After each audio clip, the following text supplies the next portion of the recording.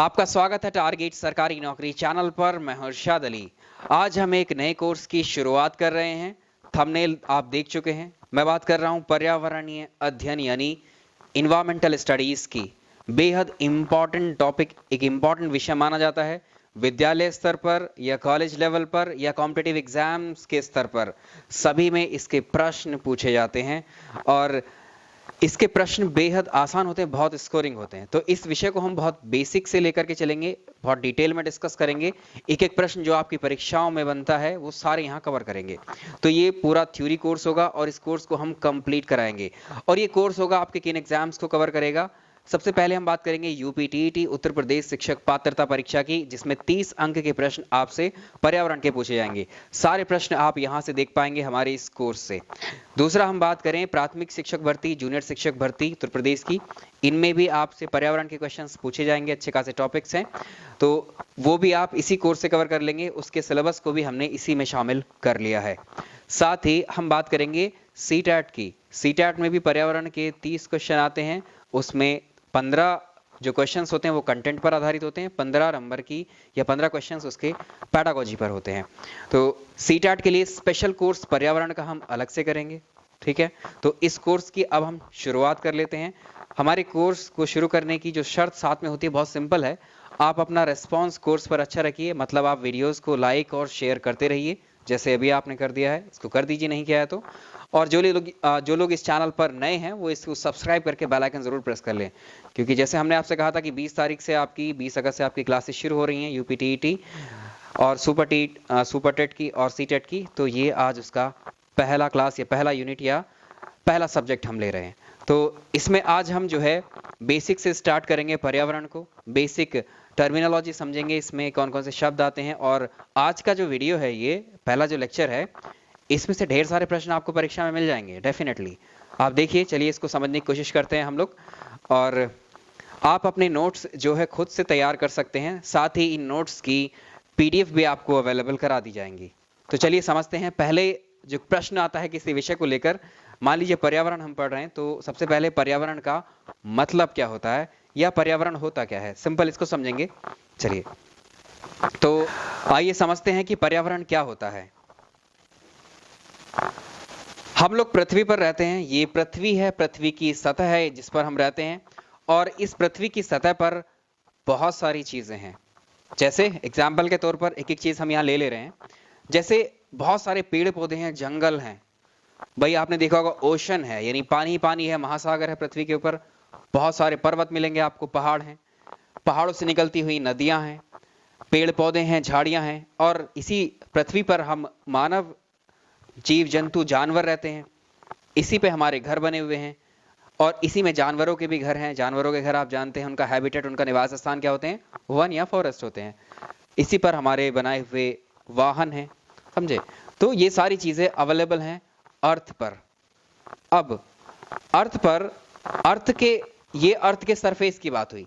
अगर हम देखें, अर्थ से हाइट पर जाने पर आपके लिए वायु है, समझे, पक्षी हैं एयर में, और यहां पर सन भी है, सनलाइट है अवेलेबल। तो ये सारी चीजें आपने देख ली हैं। अब एक व्यक्ति यहां पर खड़ा है इस अर्थ पर। आप अपने आप को मान लीजिए, मुझे मान लीजिए, ठीक है। इस व्यक्ति के चारों ओर ढेर सारी चीजें हैं। आपके चारों ओर, इस व्यक्ति के चारों ओर एयर भी है, हवा भी है। आपके आसपास घर भी है, ठीक है। रास्ते में निकल जाइए, चारों ओर घर मिल जाएंगे आपको। आप किसी जंगल में जा रहे हैं तो आपके पास, आपके चारों ओर पेड़ भी हैं। तो बहुत सारी चीजें हो सकती हैं। जैसे जैसे एक जीव या हम मूव करते हैं या अपनी स्थिति को हम जो है चेंज करते हैं, पोजीशन चेंज करते हैं, कहीं भी पहुंच लीजिए, तो हमारे चारों ओर कुछ ना कुछ अवेलेबल होगा, उपलब्ध होगा, ठीक है। तो वो सारी चीजें जो किसी मानव के या हमारे चारों ओर उपस्थित हैं, वो सभी चीजें, वो सभी वस्तुएं जो किसी जीवधारी के चारों ओर उपस्थित हैं, प्रेजेंट हैं, या किसी व्यक्ति को या किसी जीवधारी को घेरी हुई वो सारी वस्तुएं पर्यावरण कहलाती हैं। समझ में आ गया होगा। तो पर्यावरण कोई सिंपल एक चीज नहीं है। ये क्या है, ये पेड़ पर्यावरण का एक हिस्सा है। ये क्या है, पर्वत पर्यावरण का एक हिस्सा है। ये क्या है, सूर्य पर्यावरण का हिस्सा है। इनके हिस्से में क्यों कह रहा हूं, मैंने बोल दिया है कि हमारे चारों ओर जो वस्तुएं हमें घेरे हुए हैं, हमारे चारों ओर जो वस्तुएं हमें घेरे हैं उनको कंबाइंडली, संपूर्ण रूप से हम बोल रहे हैं पर्यावरण। ठीक है, इसीलिए ये क्या हुए, मानव, सूर्य, ये प्लांट, पर्वत, ये सब क्या हुए, पर्यावरण के हिस्से यानी पर्यावरण के कंपोनेंट्स हो गए ये। सिंपल। तो डेफिनेशन इसकी आपने समझ ली, इसको लिख लेते हैं।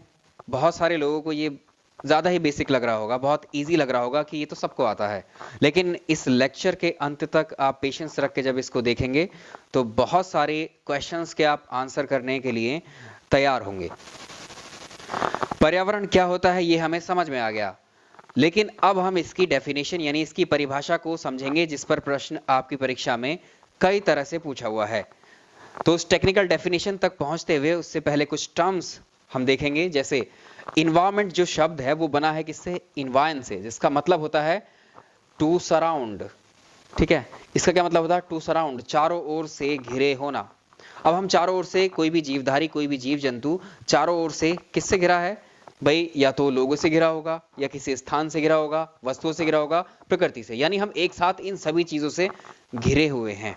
ठीक, अब हम अलग अलग बोल रहे थे कि पर्यावरण क्या है, वो सभी वस्तुएं जो एक जीवधारी को चारों ओर से घेरे हुए हैं, वो सभी वस्तुएं क्या कहलाती हैं, पर्यावरण। अब हम उन सभी वस्तुओं को हटा करके उसको एक नाम देंगे, आवरण। ठीक, इन सबको आवरण ही तो दे सकते हैं क्योंकि हम इनसे घिरे हुए हैं। तो एक शब्द यहां पर क्या बनेगा, या इसकी पर्यावरण की डेफिनेशन अब क्या बन जाएगी, इसको समझिए। तो हम कह सकते हैं वे सभी वस्तुएं जो किसी जीवधारी, जीवधारी में हम भी आते हैं, जीवधारी में पेड़ पौधे, जीव जंतु, सूक्ष्म जीव, ये सभी आएंगे। तो वे सभी वस्तुएं जो किसी जीवधारी या हमारे चारों ओर उपस्थित हैं, ये पर्यावरण कहलाती है। ये पहली सिंपल डेफिनेशन है इसकी। ठीक है, अब इसको टेक्निकल डेफिनेशन की तरफ कैसे शिफ्ट करेंगे जो आपकी परीक्षाओं में पूछी हुई है, जरा उसको समझिए। तो इस डेफिनेशन को आप जो है इंग्लिश में ऐसे पढ़ सकते हैं, everything that is present around an organism और अस इज नोन एज या इज कॉल्ड एज एनवायरनमेंट। समझे? अब चलिए, अब हम किन किन चीजों से घिरे हुए हैं, जरा उन चीजों को भी एक बार देख लेते हैं। तो अब देखिए हम किन किन चीजों से चारों ओर से घिरे हुए हैं। हम पेड़ पौधों से घिरे थे, हम मानव से, ह्यूमन से घिरे हैं, सूक्ष्म जीवों से घिरे हैं, जीव जंतुओं से घिरे हैं, और इसके अलावा हम घिरे हुए हैं किससे, इसके अलावा घिरे हुए हैं हम किससे, मिट्टी, वायु, पर्वत, टेम्परेचर मतलब सर्दी गर्मी, हर एक तरह की चीजें हैं। तो जो जो हो सकती हैं पॉसिबल हमारे चारों ओर, वो सारी चीजें यहाँ पर मेंशन कर दी गई हैं।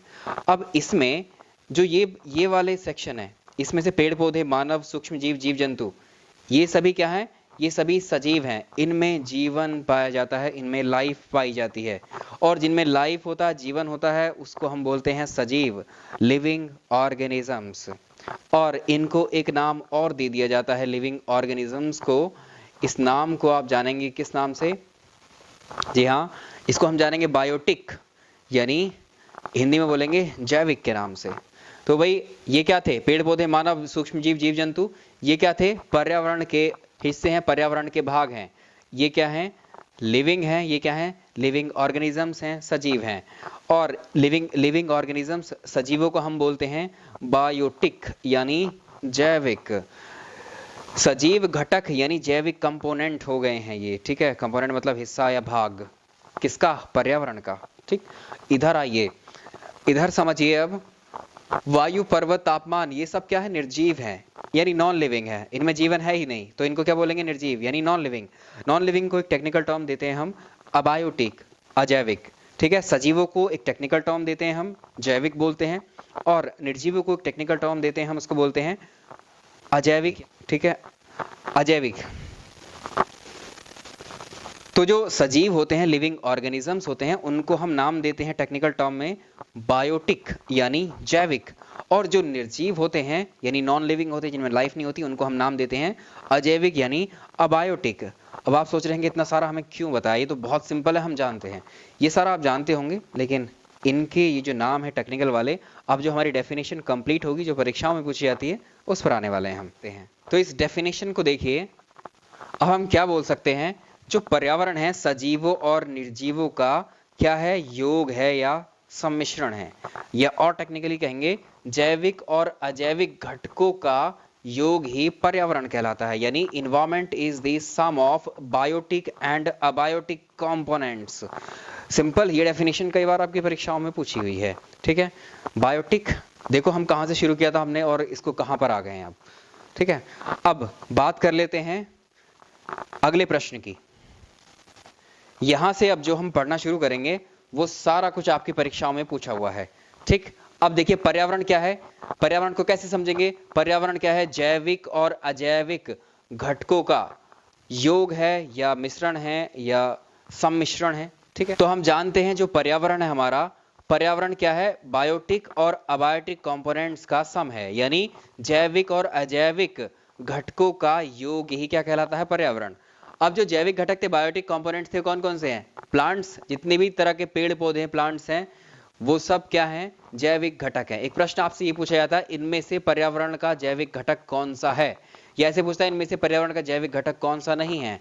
कई बार प्रश्न पूछा हुआ है, यूपी टेट के पेपर उठा करके देख लीजिए, पीसीएस का पेपर उठा करके देख लीजिए, सब में ये प्रश्न आपको मिल जाएंगे।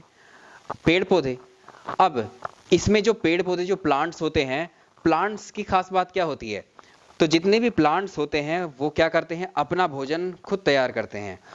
और जो प्लांट्स होते हैं, इन प्लांट्स के भोजन तैयार करने की जो क्रिया है या प्रोसेस को हम बोलते हैं फोटोसिंथेसिस या प्रकाश संश्लेषण।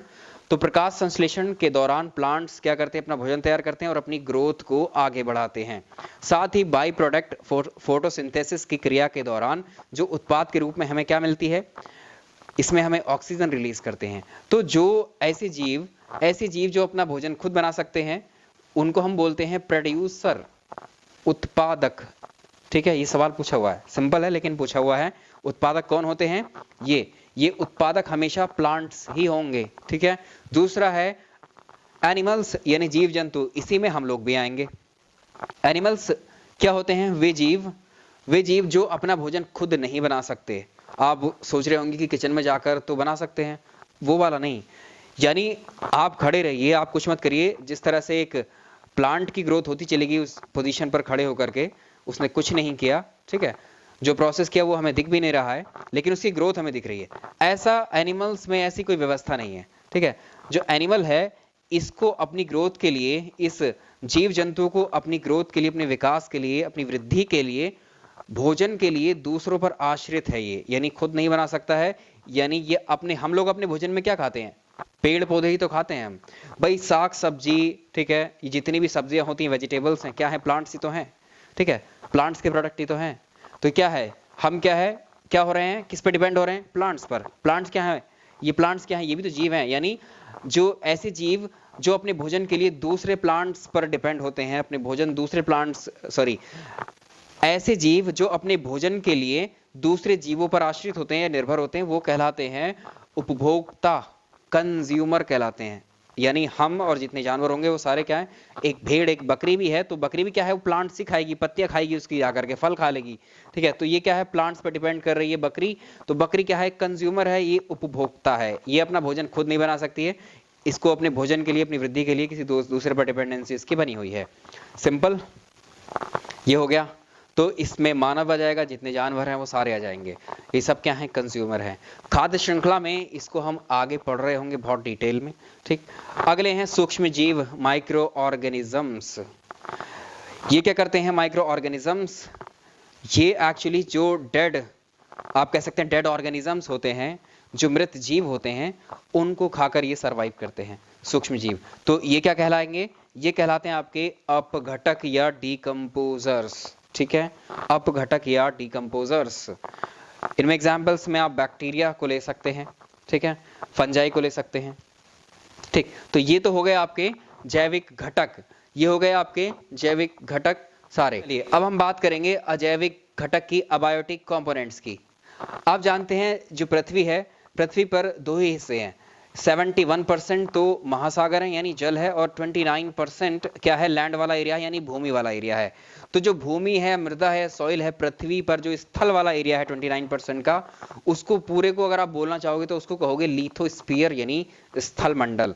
उसके बाद वायु है, आप जानते हैं हमारे चारों ओर, अर्थ के चारों ओर गैसों का मिश्रण है। ठीक है, गैसें विद्यमान है, नाइट्रोजन है, ऑक्सीजन है, कार्बन डाइऑक्साइड है, बहुत सारी गैसेस विद्यमान है। इन गैसों को पृथ्वी के चारों ओर, पृथ्वी जो गोला है एक तरीके से, इसके चारों ओर जो एक आवरण है इन गैसों का, इसको हम बोलते हैं वायुमंडल, ठीक है, या इसको सिंपली वायु बोलते हैं। और बहुत सारी वायु है, तो यह एक आवरण है जो पृथ्वी के चारों ओर वायु का या गैसों का, उसको हम बोलेंगे वायुमंडल, एटमॉस्फेयर। आगे टॉपिक आएगा, डिटेल में चलेंगे। अगला देखिए जल। पृथ्वी पर हमें पता है पृथ्वी पर क्या है, ओशंस है, महासागर हैं, जल हैं 71%। उस सारे वाटर को, ओशन वाले को, उसको बोलेंगे हम हाइड्रोस्फीयर यानी जलमंडल। यानी ये जो कंपोनेंट्स दिख रहे हैं, इन कंपोनेंट्स के लार्जेस्ट एरिया के नाम है ये, सिंपल। तो आपको ये समझ में आ गया होगा कि जैविक घटक और अजैविक घटक क्या होते हैं। इसमें इनके अलावा भी अजैविक घटक होते हैं, जैसे सर्दी, गर्मी यानी टेम्परेचर, प्रकाश, ये सब क्या है, अबायोटिक हैं, यानी जिनमें जीवन नहीं है वो सारी वस्तुएं, सारी चीजें वो क्या होंगी, अबायोटिक यानी अजैविक घटक होंगी पर्यावरण का। और जिनमें जीवन है वो सभी जो सजीव हैं वो सब जैविक घटक हैं। तो ये प्रश्न आपसे पूछा जाता है, इनमें से कौन सा जैविक घटक है, इनमें से कौन सा अजैविक घटक है। प्रश्न देख लीजिए ढेर सारे, जब आपको प्रैक्टिस करा रहे होंगे तब ये डिस्कस करेंगे। अब हम बात करेंगे किसकी, अगला एक टर्म आपने और सुना होगा, पर्यावरण आपको क्लियर हो गया। तो एक शब्द आपने सुना होगा, पारितंत्र या पारिस्थितिकी तंत्र या इकोसिस्टम। इकोसिस्टम क्या होता है, जो पर्यावरण है। पर्यावरण में क्या है, पर्यावरण की डेफिनेशन में हमने क्या कहा, हमारे चारों ओर या जीव, किसी भी जीवधारी के चारों ओर उपस्थित वो सभी वस्तुएं पर्यावरण कहलाती हैं, ठीक है। ये हो गई पर्यावरण की डेफिनेशन, इन्वायरमेंट की डेफिनेशन। अब आते हैं पारितंत्र पर।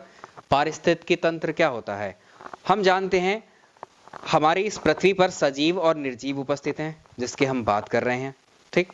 अब जो सजीव है, एक सजीव यानी हम ह्यूमन या जीव जंतु हैं या पेड़ पौधे, ये सजीव यानी ये सजीव जो हैं, जितनी भी निर्जीव वस्तु हैं, इनके साथ कुछ ना कुछ इनका संबंध है, यानी ये इनको इस्तेमाल में लेते हैं, उपयोग में लेते हैं, कुछ ना कुछ एक्टिविटीज या इंटरेक्शन इन सभी निर्जीवों के साथ सजीवों का होता है, ये हम जानते हैं अच्छी तरह से, ठीक। वो कैसे, जैसे मान लीजिए सन है, सन से क्या है, सनरेज पृथ्वी पर आती हैं, सूर्य का प्रकाश पृथ्वी पर गिर रहा है, हमारे ऊपर गिर रहा है। भाई सनलाइट अगर हमें ना मिले, हमारी बॉडी को सनलाइट मिलती है तो हमारी बॉडी में जो है विटामिन डी बनने लगता है, ठीक है। अगर सनलाइट ना मिले या पृथ्वी पर सनलाइट नहीं आए तो क्या होगा, तो जो प्लांट्स हैं, पेड़ पौधे हैं, उनमें क्या है, उनमें कभी भी फोटोसिंथेसिस की क्रिया नहीं होगी, क्योंकि फोटोसिंथेसिस प्रकाश संश्लेषण की क्रिया होने के लिए सूर्य का प्रकाश जरूरी है, साथ ही उसमें कार्बन डाइऑक्साइड जरूरी है। अगर सूर्य का प्रकाश नहीं है तो फोटोसिंथेसिस भी नहीं है,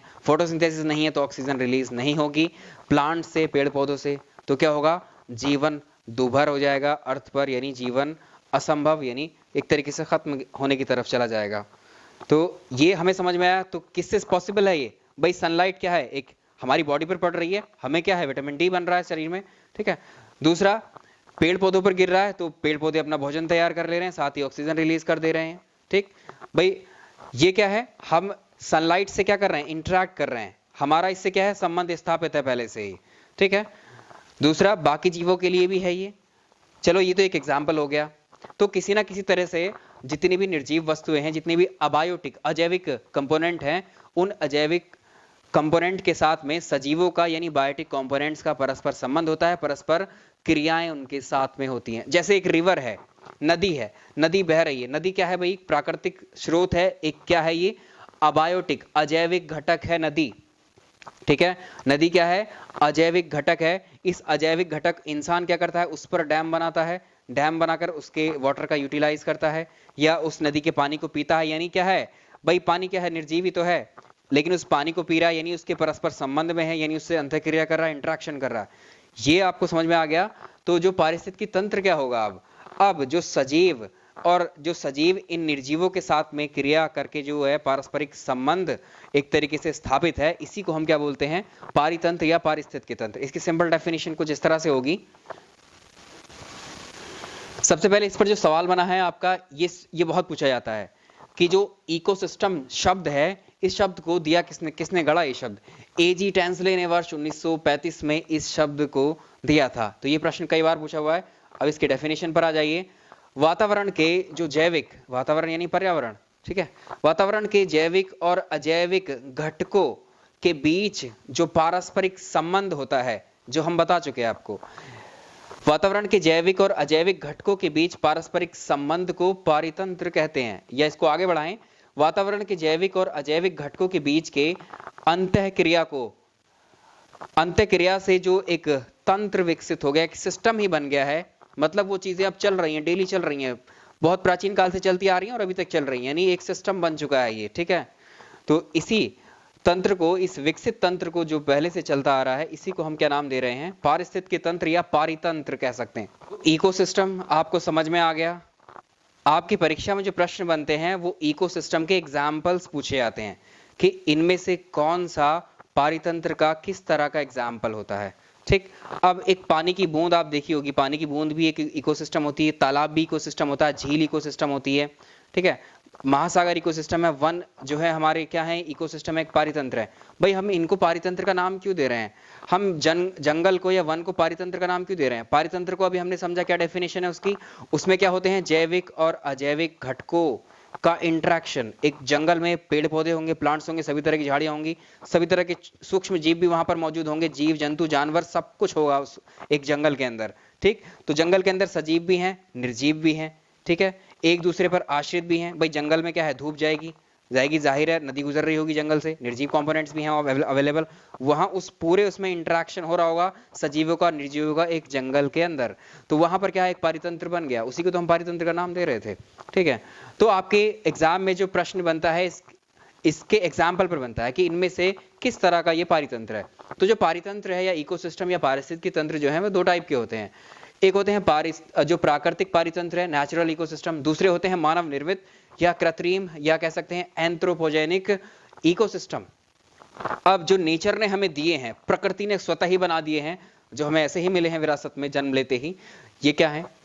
नेचुरल इकोसिस्टम में क्या है भाई? इसमें जो पहला टाइप है ये जलीय पारितंत्र यानी एक्वेटिक इकोसिस्टम। दूसरा होता है स्थलीय पारितंत्र यानी टेरेस्ट्रियल इकोसिस्टम। अब इनको समझ लीजिए, इन पे क्वेश्चंस बनते हैं ढेरों। पहले समझेंगे प्राकृतिक पारितंत्र को, नेचुरल इकोसिस्टम को। जो नेचुरल इकोसिस्टम है इसमें पहला देखिए ये है जलीय पारितंत्र। आपसे पूछता है इनमें से कौन सा पारितंत्र नेचुरल है, प्राकृतिक है, और इनमें से कौन सा मानव निर्मित पारितंत्र है। सबसे ज्यादा प्रश्न जो पूछे गए हैं आपसे वो मानव निर्मित पे यानी मैन मेड पे या कृत्रिम पारितंत्र पे प्रश्न पूछे गए हैं, ठीक। जो हमें पहले से ही मिले हैं आप जानते हैं, इसमें हमें झीलें पहले से मौजूद हैं। अब तो मैन मेड लेक्स भी हैं, लेकिन जो झीलें हैं, प्राकृतिक झीलें, नदियां हैं, सागर हैं, महासागर हैं, ये सब क्या हैं? ये पारितंत्र हैं। कौन सा पारितंत्र? जलीय पारितंत्र। जलीय पारितंत्र ये हमने अपने हाथ से थोड़ा ही ना बनाया इंसान ने, ये ऑलरेडी हमको मिला है पृथ्वी पर। तो ये क्या है? नेचुरल यानी प्राकृतिक पारितंत्र है, नेचुरल इकोसिस्टम। इसका दूसरा टाइप है स्थलीय पारितंत्र यानी टेरेस्ट्रियल इकोसिस्टम। इसमें जो वन है, वन को हमने नहीं बनाया इंसानों ने, ये स्वतः ही मिले हैं, प्रकृति ने दिया है हमें। घास के मैदान भी हमें प्रकृति ने दिए हैं, मरुस्थल, डेजर्ट और ये टुंड्रा जो है, ये सब क्या है? ये हमें किसने दिए हैं? प्रकृति ने दिए हैं। ये भी हमें किसने दिए हैं? प्रकृति ने दिए हैं। जो चीजें प्रकृति ने दी हैं वो क्या कहलाती हैं? प्राकृतिक। तो ये सारे क्या होंगे? प्राकृतिक पारितंत्र। इनको पहचानने में आपको कोई दिक्कत नहीं होगी। जो चीजें पहले से अवेलेबल हैं उनको नाम दे दिए हैं और कुछ भी नहीं किया है। आज के लेक्चर में अगर आपने समझा हो तो यही है। अब देखिए मानव निर्मित पारितंत्र जो होते हैं उसको समझिए। इस पे क्वेश्चन पूछा जाता है, आपसे पूछेगा कि धान का खेत किस तरह का पारितंत्र है? मानव निर्मित पारितंत्र है, नेचुरल पारितंत्र है, किस तरह का? तो आंसर करेंगे जो खेत होते हैं या फील्ड होते हैं वो होते हैं आपके मानव निर्मित यानी एंथ्रोपोजेनिक इकोसिस्टम होते हैं। तो धान का खेत का जो प्रश्न है कई बार परीक्षा में पूछा हुआ है। एक्वेरियम आपने देखा होगा, जिसमें एक पॉन्ड कह सकते हैं, फिश पॉन्ड, जो जिसमें मछलियां तैरती रहती हैं, आपने देखा होगा होटल्स में, कोई लोग घरों में भी लगा लेते हैं, ठीक है। एक्वेरियम जो होता है ये भी क्या है? एक मानव निर्मित पारितंत्र है। ये पारितंत्र कैसे हुआ भाई? एक पॉन्ड है, उसमें पानी अवेलेबल है, निर्जीव है, मछलियां हैं, सजीव हैं, इंटरेक्शन कर रहे हैं, उनको फूड अवेलेबल कराया जा रहा है उसमें, ठीक है। सीड बैंक, तो ये सब क्या है? ये मानव निर्मित है, एंथ्रोपोजेनिक है। ये सारे परीक्षा में बहुत पूछे हुए हैं आपसे। चलिए अब समझेंगे, हमने इनको समझ लिया। अब एक शब्द और आता है इकोलॉजी। तो अब हम समझेंगे इकोलॉजी को यानी पारिस्थितिकी को। इस पे जो प्रश्न पूछा जाता वो ये है, जो इकोलॉजी शब्द है इसको किसने खोजा या किसने दिया इस शब्द को? ये थे अर्नेस्ट हैक्ल। कई बार ये प्रश्न आपकी परीक्षाओं में मिलेगा, आपको देखने का। आप प्रीवियस ईयर के पेपर देखिए, पीसीएस के देख लीजिए, चाहे आप यूपी टेट के पेपर देख लीजिए। तो अब ये क्या होता है? अब ये बहुत सिंपल हो गई इसकी डेफिनेशन। ये क्या है? जो जीवों का उसके वातावरण के साथ पारस्परिक संबंध है, अगर हम उसकी स्टडी करते हैं, उसका जो अध्ययन है वही पारिस्थितिकी कहलाता है, वही इकोलॉजी कहलाता है। कितना सिंपल हो गया देखिए। तो आप सिंपल इतना समझिए, जीवों का उसके वातावरण के साथ पारस्परिक संबंधों का जो अध्ययन है, जो स्टडी है इसका जो अध्ययन है, ये जो स्टडी है, यही कहलाती है इकोलॉजी। आज के लेक्चर में हमने 3 पर्यावरण, पारिस्थितिकी तंत्र या पारितंत्र और इकोलॉजी यानी कि पारिस्थितिकी, इन 3 शब्दों को समझा है। और यहाँ से बहुत बेसिक प्रश्न जो आपसे पूछे जाते हैं 3 तरह के हैं। एक तो इनमें से कौन सा जैविक घटक है, कौन सा अजैविक घटक है, पहला प्रश्न ये बनता है। इनमें से कौन सा मानव निर्मित पारितंत्र है, ये बनता है। और पारिस्थितिकी शब्द या इकोलॉजी शब्द को किसने दिया, ये बनता है। इकोसिस्टम शब्द को किसने दिया, ये बनते हैं। तो इस तरह के प्रश्न यहाँ से बेसिक प्रश्न पूछे जाते हैं। तो ये होगी बेसिक फाउंडेशन हमारे इस कोर्स की, जो अब निरंतर चलेगा। तो ये हमारे इस पर्यावरण के कोर्स का पहला क्लास या पहला लेक्चर इसको कह सकते हैं, जिसमें हमने बहुत बेसिक चीज़ें आज सीखी। इसके बाद के जो लेक्चर्स होंगे उसको भी हम डिटेल में डिस्कस करेंगे, बेसिक से ही डिस्कस करेंगे। और अंत में जो क्वेश्चंस होते हैं उस तरह के जो फ्रेम होते हैं या आपकी परीक्षाओं में पूछे हुए हैं, उसके अकॉर्डिंग ही इन थ्योरी को डिज़ाइन हमने किया है, वैसे ही चलते रहेंगे। तो आप अपना रिस्पॉन्स ज़रूर दीजिए, वीडियो को लाइक एंड शेयर ज़रूर कर दीजिएगा। मिलते हैं अगली क्लास में। बाकी अगली क्लास आपकी आ जाएगी कल। Thank you so much.